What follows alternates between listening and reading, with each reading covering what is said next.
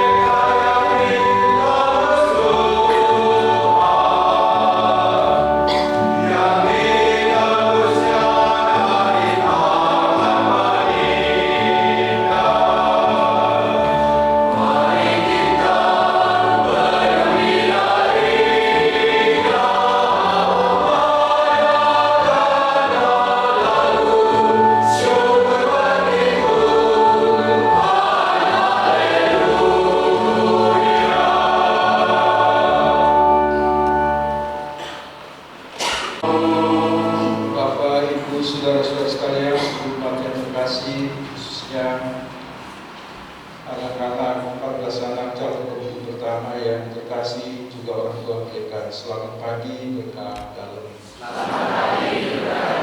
Pada hari ini Gereja Katolik di seluruh dunia merayakan Hari Raya Tubuh dan Darah Kristus. Ini sebuah hari raya yang agung, yang besar, karena Kristus mau hadir secara nyata dalam kehidupan kita, menyatu dengan kita, dengan menyatu tubuh dan darah Kristus. Kristus menjadi darah daging kita, supaya kita juga menjadi manusia-manusia eukaristis yang siap membagikan kehidupan kita seperti Kristus. Pada hari ini 14 anak ini, mereka akan menerima Yesus secara pribadi dalam kehidupan mereka. Kecil-kecil semua, ada beberapa yang besar, tapi kebanyakan kecil-kecil, ya kan? Ini korban modernisasi, korban Android, maka kurang makan, banyak main. Akibatnya anaknya kecil-kecil, meskipun orang tuanya besar. Bapak Ibu, saudara-saudara sekalian, senang sekali karena di beberapa tempat hari ini hampir serentak di seluruh Indonesia khususnya itu ada pada hari raya Tubuh dan Darah Yesus ini ada omni pertama di mana-mana. Di katedral ada sekitar 60-an anak. Marisa Kecil Cilacap lebih banyak lagi, lebih dari 100. Kita di sini lumayan 14 anak, ya puji Tuhan, biasanya ada 7, 5, 6. Hari ini, tahun ini ada 14 anak. Maka hari ini sebetulnya pesta besar, tapi hari ini anak-anak dipestakan.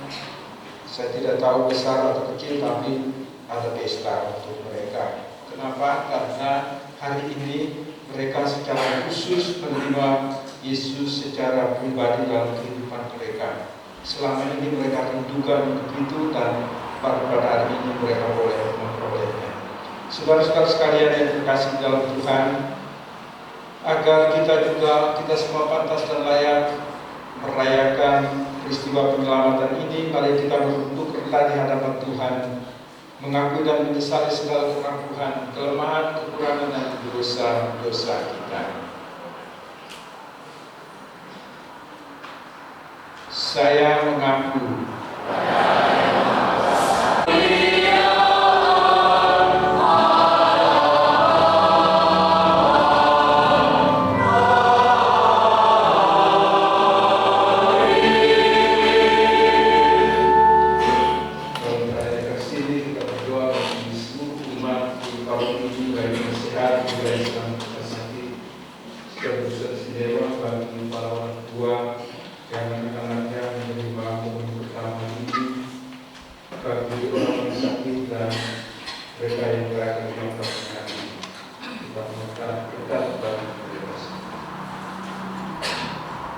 marilah berdoa.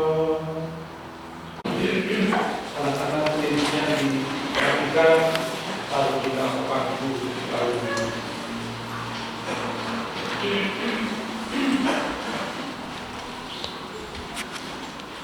Pembacaan dari Kitab Ulangan. Di padang gurun seberang sungai Yordan, berkatalah Musa kepada umat Israel, "Ingatlah akan seluruh perjalanan yang kau lakukan atas kehendak Tuhan Allahmu. Di padang gurun selama 40 tahun itu, maksud Tuhan ialah merendahkan hatimu dan mencobai engkau untuk mengetahui apa yang ada dalam hatimu, yakni apakah engkau berpegang pada perintahnya atau tidak. Jadi Tuhan merendahkan hatimu, membiarkan engkau lapar dan memberi engkau makan mana yang tidak kau kenal dan juga tidak dikenal oleh nenek moyangmu, untuk membuat engkau mengerti bahwa manusia hidup bukan dari roti saja, tetapi dari segala yang diucapkan Tuhan. Ingatlah selalu pada Tuhan Allahmu yang membawa engkau keluar dari tanah Mesir, dari rumah perbudakan. Dialah yang memimpin engkau melalui padang gurun yang luas dan dahsyat itu, dengan ular-ularnya yang ganas, serta kalajengkingnya, dengan tanahnya yang gersang, yang tidak ada airnya. Dialah yang membuat air keluar bagimu dari gunung batu yang keras. Dialah yang di padang gurun memberi engkau makan mana yang tidak dikenal oleh nenek moyangmu." Demikianlah sabda Tuhan.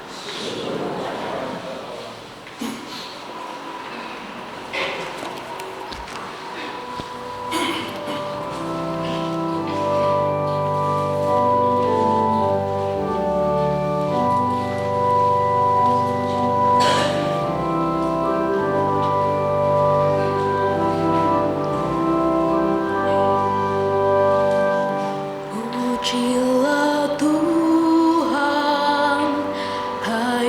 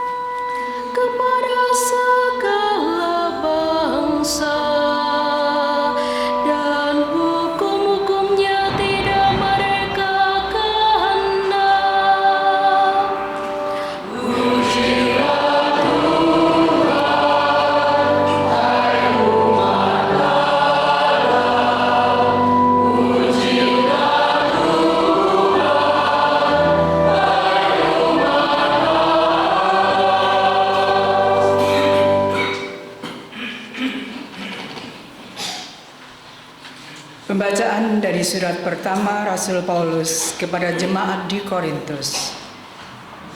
Saudara-saudara terkasih, bukankah piala syukur yang kita syukuri merupakan persekutuan dengan darah Kristus? Bukankah roti yang kita bagi-bagi merupakan persekutuan dengan tubuh Kristus? Karena roti itu hanya satu, maka kita ini sekalipun banyak merupakan satu tubuh, karena kita semua mendapat bagian dalam roti yang satu. Demikianlah sabda Tuhan.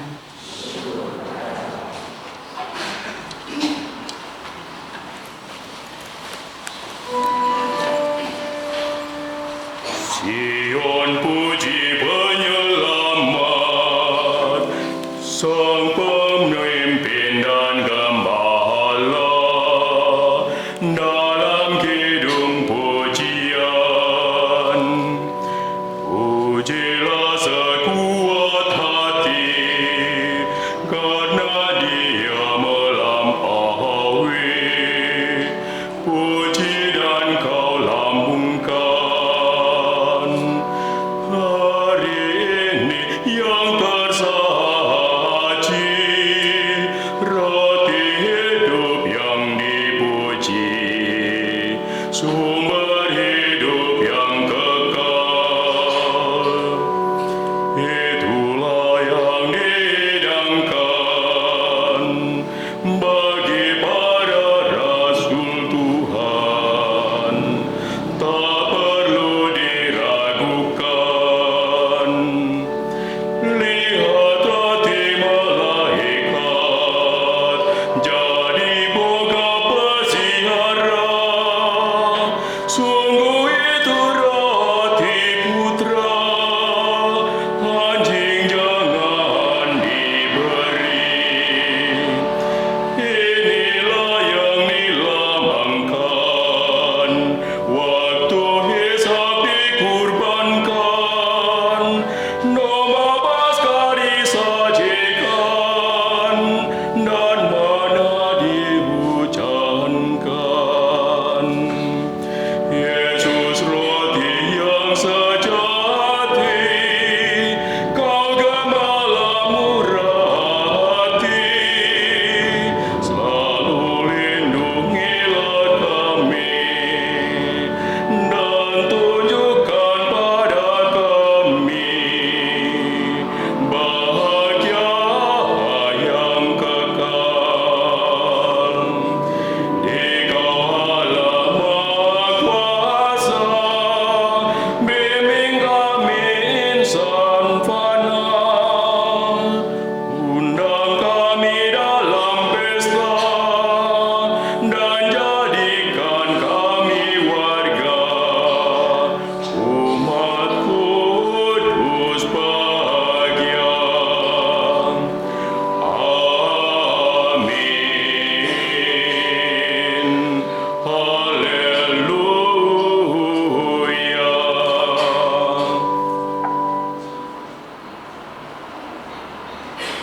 Haleluya. Haleluya.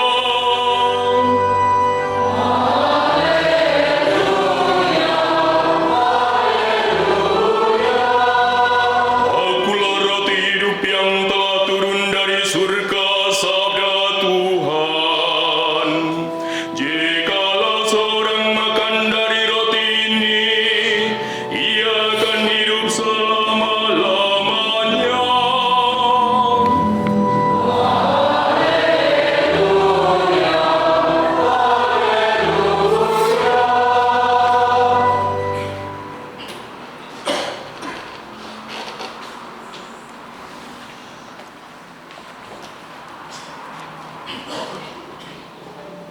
Tuhan bersamamu.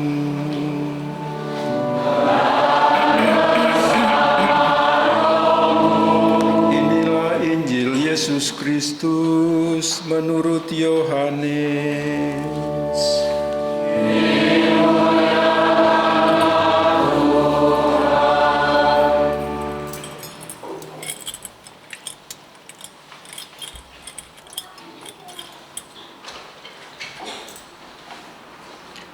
Injil Yohanes bab 6 ayat 51 sampai 58.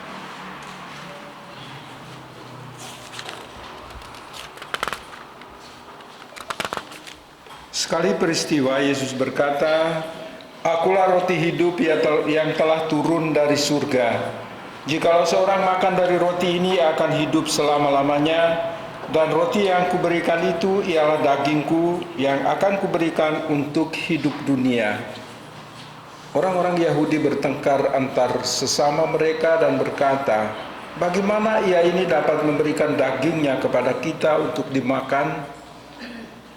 Maka kata Yesus kepada mereka, "Aku berkata kepadamu, sesungguhnya jikalau kamu tidak makan daging anak manusia dan minum darahnya, kamu tidak mempunyai hidup di dalam dirimu.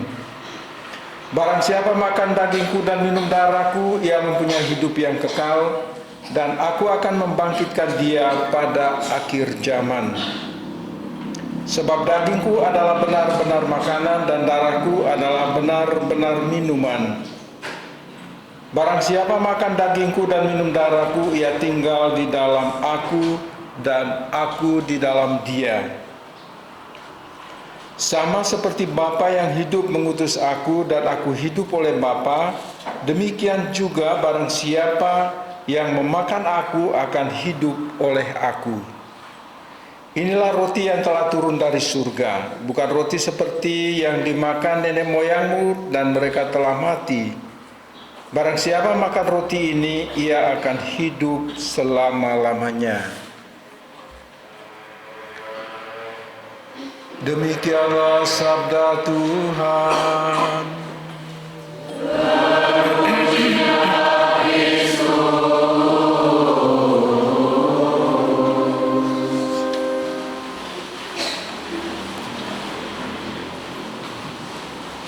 Bapak, Ibu, saudara-saudara sekalian yang terkasih dalam Tuhan, tadi saya menyebut ada 14 anak calon komuni pertama. Ternyata kurang satu nih. Apakah betul? Hah? Oh iya, baik. Oke. Saya hitung loh, kurang ini. Ya, baik. Makanya harus pagi itu anak-anak diberi makan dulu. Ya kan, jangan terlalu semangat, dandan dan sebagainya, beri makan supaya mereka tidak masuk angin. Ya, tapi tidak apa-apa lah. Saya harap tetap hadir dalam komuni pertama ini. Bapak, Ibu, saudara-saudara sekalian yang terkasih di dalam Tuhan, bacaan-bacaan yang kita dengar baik dari kitab Ulangan maupun dari surat Santo Paulus, juga Injil Yohanes, semuanya berbicara tentang roti. Roti dalam perjanjian lama itu adalah manna yang diberikan oleh Tuhan kepada bangsa terpilih dalam perjalanan mereka melintasi padang gurun. Mereka kehabisan bekal, tapi Tuhan memberi mereka makan dan minum manna dari surga, dan Tuhan juga memberikan mereka minum dari air batu yang dipukul oleh Musa dengan tongkatnya atas perintah Tuhan. Apakah mata air itu sudah kering? Tidak. Sampai hari ini masih mengalir dari dalam gunung batu itu. Air itu masih terus mengalir. Anda bayangkan sudah berapa ribu tahun yang lalu, ya. Karena itu perintah Tuhan. Tuhan terus-menerus dan berusaha supaya umat manusia pilihannya ini harus selamat. Tetapi dalam kondisi dan keadaan tertentu, kita manusia tidak mampu untuk menyelamatkan diri kita sendiri. Dan kita membutuhkan kekuatan Tuhan, kita membutuhkan tangan Tuhan yang turun untuk mengangkat kita dari lumpur dosa, dari kesalahan dan dosa, supaya menempatkan kita pada jalan keselamatannya. Oleh karena itu, maka Allah mengutus Yesus Kristus. Dalam Injil Yohanes bab 3 ayat 16, di sana dikatakan, "Karena begitu besar kasih Allah akan dunia ini, sehingga ia telah mengaruniakan anaknya yang tunggal, supaya setiap orang yang percaya kepadanya tidak binasa, melainkan beroleh hidup yang kekal. Sebab Allah mengutus anaknya ke dalam dunia bukan untuk menghakimi dunia, melainkan untuk menyelamatkannya oleh Dia. Jadi Allah mengutus Yesus Kristus itu untuk menyelamatkan dunia, manusia dan dunia. Kenapa? Karena kita tidak mampu, kita tidak sanggup menyelamatkan diri kita sendiri. Jadi kasih Allah begitu besar itu turun untuk menyelamatkan kita. Oleh karena itu Yesus dengan berbagai macam cara supaya Dia bisa bertemu muka, berhadapan muka dengan umat pilihan Allah yang harus diselamatkannya. Maka Yesus harus tampil, harus hadir dan menjelaskan segala-galanya supaya umat tebusannya itu percaya dan menjadi selamat.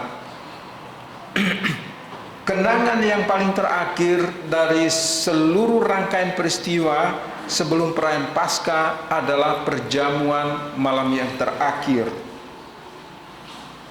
Ketika Yesus mengadakan perjamuan malam terakhir, disitulah pada hari Kamis Putih itu Yesus menetapkan Ekaristi. Kedua, Yesus menetapkan imamat para rasul, para pengganti mereka, supaya Ekaristi ini dirayakan terus-menerus sampai akhir zaman, supaya tidak terputus. Kalau hanya berhenti di para rasul tidak bisa. Para rasul akhirnya memilih pengganti mereka, para paus, para uskup, para imam, supaya Ekaristi terus-menerus dirayakan. Kenapa? Karena Ekaristi itu sangat penting. Kita semua menyatu dengan Yesus Kristus melalui tubuh dan darahnya. Ini penyatuan yang paling sempurna. Loh Romo, kalau kami mendengarkan sabda Tuhan, apa kami tidak menyatu? Tidak, kamu hanya menjadi Bapak Ibu, menjadi saudara-saudari Yesus, tapi kamu bukan bagian dari Yesus. Karena Yesus bersama barang siapa mendengarkan sabda Allah dan melakukannya, dialah saudaraku laki-laki, dialah saudaraku perempuan, dialah Bapakku, dialah ibuku, tapi bukan bagian dari Yesus Kristus. Dengan menerima tubuh dan darah Yesus Kristus, Yesus berkata, barang siapa makan tubuhku dan minum darahku, tinggal dalam aku dan aku di dalam dia. Nah, ini yang hebat.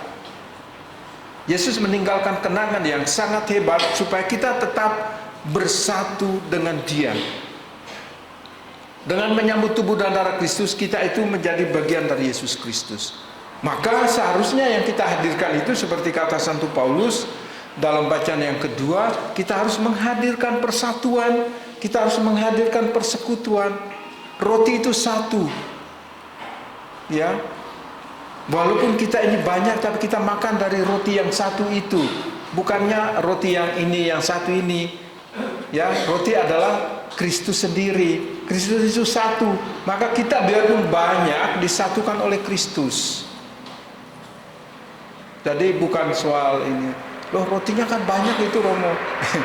Yang dimaksudkan roti itu adalah Yesus sendiri. Yesus berkata, akulah roti hidup yang turun dari surga. Ya, bukan roti yang dibuat oleh emak-emak ini pakai adonan segala macam, ragi dan segala macam. Bukan itu. Roti yang dimaksudkan oleh Yesus adalah tubuhnya sendiri. Dia sendiri yang menjadi korban. Kalau zaman dulu orang supaya ada perjanjian antara Allah dan manusia, mereka mengorbankan binatang dengan darah binatang. Sama seperti orang muslim nanti hari raya korban kan gitu. Boleh sapi, boleh wedus, apa-apapun itu. Darahnya itu menjadi tanda keselamatan. Tapi kita sudah pupus habis, hilang. Yesus sudah menebus dengan darahnya sendiri. Jadi kita ini orang-orang tebusan, bukan dengan darah binatang, tetapi darah Yesus Kristus sendiri. Meskipun kalian beri anak-anak kalian minum susu sapi, bukan susumu sendiri kan, ASI sendiri, maka jangan heran kalau anakmu itu jadi sapi gila kan, Salah sendiri siapa suruh kasih minum susu sapi.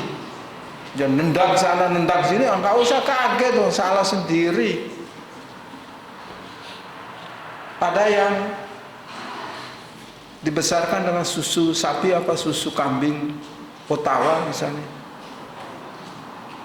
Anak-anak, kamu dari kecil menetes dari susu ibumu, ya, biasa kelihatan kok mukanya itu, ya kan? Kelihatan mukanya, mana muka sapi dan mana muka mama, gitu kan? Romo tahu itu ya. Baik Bapak Ibu, saudara-saudara sekalian yang terkasih di dalam Tuhan, bagi kita hari raya tubuh dan darah Yesus Kristus sangat-sangat penting. Maka mungkin Anda juga pasti juga merasa bosan kalau saya beritahu terus-menerus bahwa altar ini adalah Kalvari. Altar ini adalah bukit Kalvari, bukit pengorbanan. Maka saya bilang kalau saya sedang berkhotbah ini, kalau mau kebelet pipis, pergi sekarang. Ya kan? Nggak penting amat. Ya toh? Tapi jangan pada saat konsekrasi engkau pergi. Orang anak-anak mulai membunyikan itu artinya Saat Kudus. Konsekrasi itu Saat Kudus. Yesus hadir ini. Jadi jangan begitu lonceng dibunyikan kelang kabut mau ke belakang, kebelet mau kencing itu. Jangan. Tahan dulu. Harus tahan. Sabar ya. Tuhan sebentar lagi. Kenapa? Karena Yesus hadir. Bagaimana kamu bilang doa saya tidak dikabulkan? Oh, Yesus datang, kamu pergi kok. Ya, Yesus hadir ini. Yesus hadir. Jadi nanti Bapak Ibu biasakan diri kita pada saat konsekrasi kita nggak boleh pergi. Sekali lagi kalau saya khotbah ini, kalau Anda pergi ke belakang nggak apa-apa, nggak masalah itu. Bahkan Anda duduk di luar nggak apa-apa. Yang penting saat-saat kudus itu engkau ada di sini karena Yesus hadir di sini. Dia akan melihat muka dengan muka, ya. Dan disitulah imam itu menjadi alter Kristus, menjadi Kristus yang lain mempersembahkan kurban itu. Inilah tubuhku yang dikurbankan bagi kamu. Jadi Yesus berkata ini, Romo mengulangi, imam itu mengulangi kata-kata Yesus. Inilah tubuhku yang dikurbankan bagimu. Inilah darahku yang ditumpahkan bagimu dan bagi semua orang demi pengampunan dosa. Lakukanlah ini. Ya, jadi ini perintah. Maka kita orang Katolik itu selalu merayakan Ekaristi. Setiap minggu, setiap hari. Berbeda dengan saudara-saudara kita yang Kristen. Mereka itu ada minggu-minggu tertentu aja merayakan perjamuan Tuhan. Tapi minggu yang lain itu pelayanan firman, sabda. Kalau kita kan tidak. Sabda atau firman dan Ekaristi. Sabda itu disempurnakan oleh Ekaristi. Saat ini kan kita pelayanan firman, mendengarkan sabda Tuhan. Nanti akan disempurnakan di sini. Maka anak-anak kita ini, mereka yang akan menerima komuni pertama ini untuk pertama kali mereka menerima dan bersatu dengan Yesus Kristus dalam kehidupan mereka. Mudah-mudahan orang tua membantu mereka supaya mereka juga bertumbuh, supaya Kristus hidup di dalam diri mereka. Ajaklah mereka untuk berdoa, ajaklah mereka untuk berekaristi. Maka Romo kan selalu menyerukan, saya merayakan Ekaristi tidak sedang untuk mengumpulkan kolekte. Saya tidak sedang untuk mengumpulkan yang begitu-begitu. Aku mau supaya kalian itu selamat.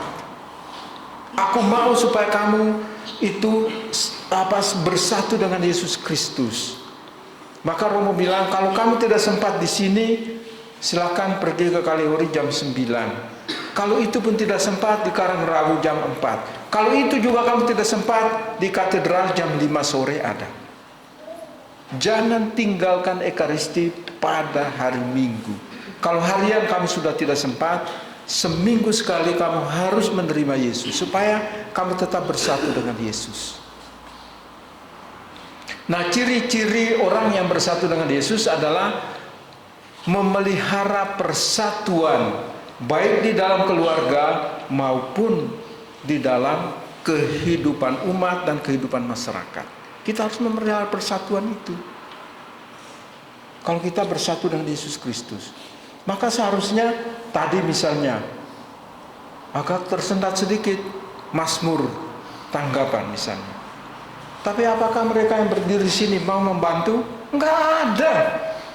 Yesus tidak ada di dalam diri mereka itu. Aku dari sana ikut loh. Aku tahu Mazmur itu. Meskipun suaraku jelek, aku tahu. Saya mendengung dari sana loh. Saya tidak tahu Eva dengar atau tidak.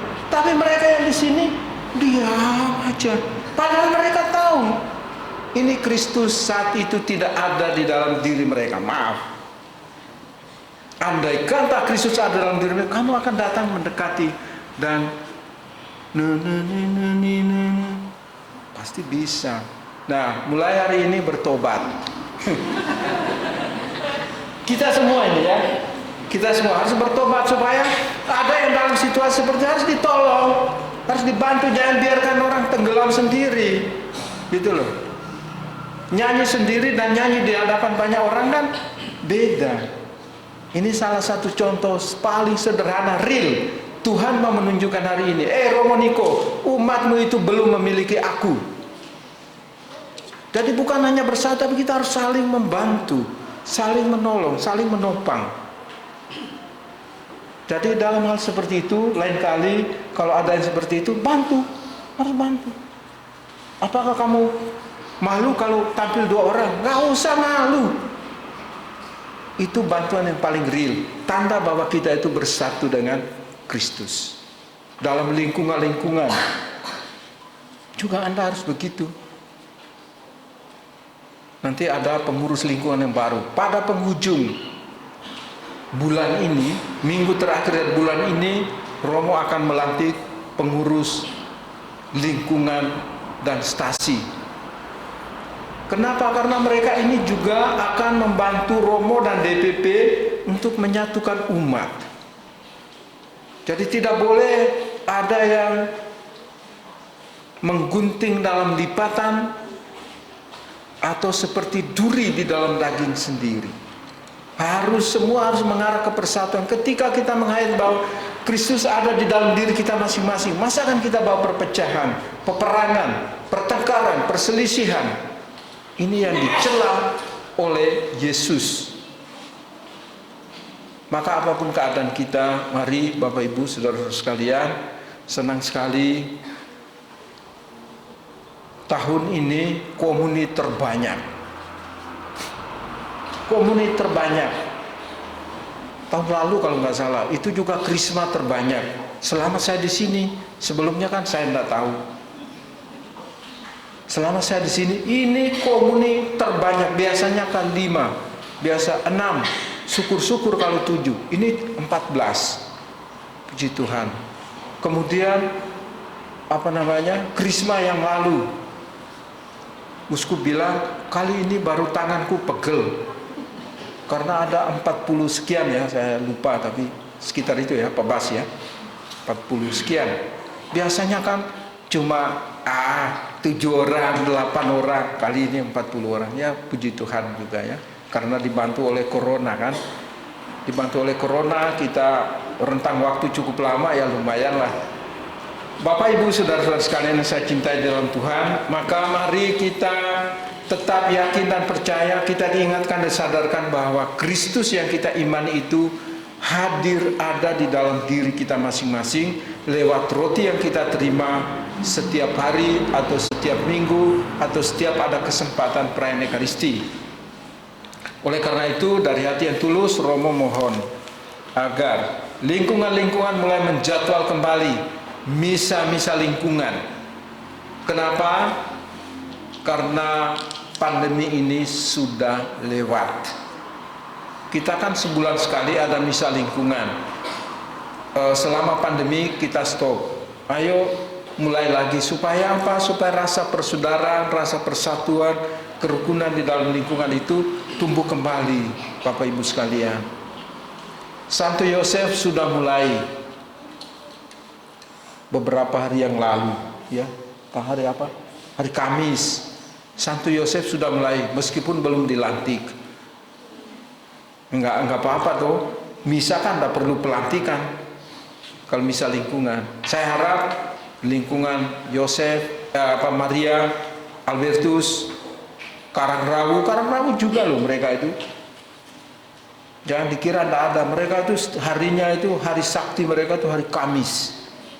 Kalau Karangrawu, boleh tanya itu ketua stasiunnya ada sih. Saya tidak tahu, katanya kalau misa lingkungan jangan hari yang lain, harus hari Kamis. Aku pikir sakti amat ini. Tanya mereka, tanya Pak Kasum itu. Betul kan Pak? Iya. Kalau bilang enggak betul, wah malu saya. Baik Bapak Ibu, saudara-saudara sekalian, itulah beberapa hal kita percaya bahwa Tuhan Yesus selalu, yang kita iman selalu hadir, menyertai perjalanan hidup kita, keluarga kita, pekerjaan-pekerjaan kita. Amin. Karena hari ini ada komuni pertama, nanti lilin anak-anak komuni pertama itu dinyalakan, kita semua akan membaharui janji baptis kita. Maka saya undang Bapak Ibu anak-anak misdinar, tolong menyalakan lilin adik-adikmu ini yang komuni pertama. Sama yang kedua, kami tim KTC yang telah diputus oleh Romo untuk mempersiapkan para calon kandidat yang pertama sudah berusaha semaksimal mungkin mempersiapkan mereka, dan selama proses kami melihat semuanya berjalan dengan lancar dan dari hasil, kami menilai bahwa mereka telah layak untuk menerima komuni pertama.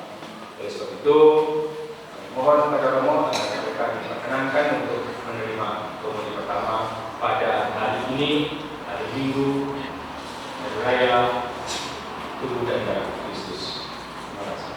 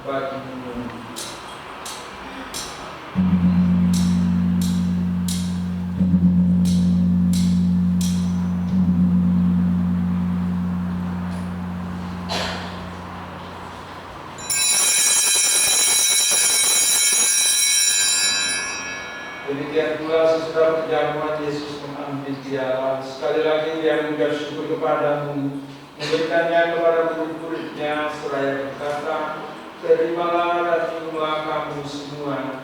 Inilah piala darahku, darah perjanjian baru dan kekal yang ditumpahkan bagimu dan bagi semua orang demi pengampunan dosa. Lakukanlah ini sebagai kenangan akan aku.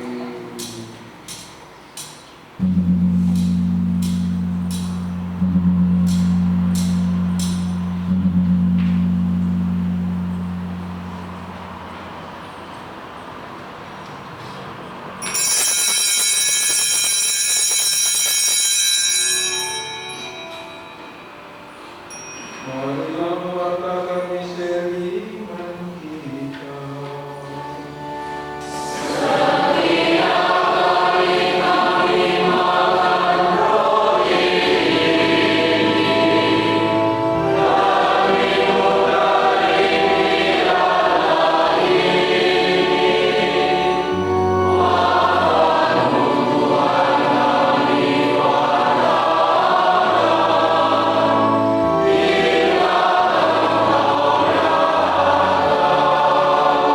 Sambil mengenangkan wafat dan kebangkitan Kristus, kami mempersembahkan kepada Dia Bapa roti kehidupan dan piala keselamatan. Kami bersyukur sebab kami telah layak menghadap Engkau dan berbakti kepadamu. Dan kami mohon semoga kami yang menerima tubuh dan darah Kristus dihimpun menjadi satu umat oleh Roh Kudus. Ingatlah ya Tuhan akan gereja yang tersebar di seluruh dunia, akan umat di paroki ini khususnya yang hadir saat ini di sini, teristimewa anak-anak dalam komuni pertama ini, agar Kau menyempurnakan kami semua dalam cinta kasih, dalam persatuan dengan Paulus kami Francis, juga uskup kami Kristoforus, serta semua rohani. Ingatlah juga akan saudara-saudara kami yang telah meninggal dengan harapan yang bangkit, dan akan semua orang yang telah berpulang dalam Tuhan. Terimalah mereka dalam cahaya wajah-Mu. Kami mohon kasihanlah kami semua agar kami terima dalam kebahagiaan abadi bersama Santa Praron Maria Bunda Allah, Santo Yosef Pelayan, para rasul dan semua orang kudus panjang masa yang hidupnya berkenan padamu. Semoga kami pun Engkau perkenankan hidup serta memuji dan memuliakan Engkau dengan perantaraan Yesus Kristus Putra-Mu. Dengan pengantaran Dia, bersama Dia dan dalam Dia, bagimu Allah Bapa yang Maha Kuasa, dalam persekutuan dan Roh Kudus, segala hormat dan kemuliaan sepanjang segala masa. Amin.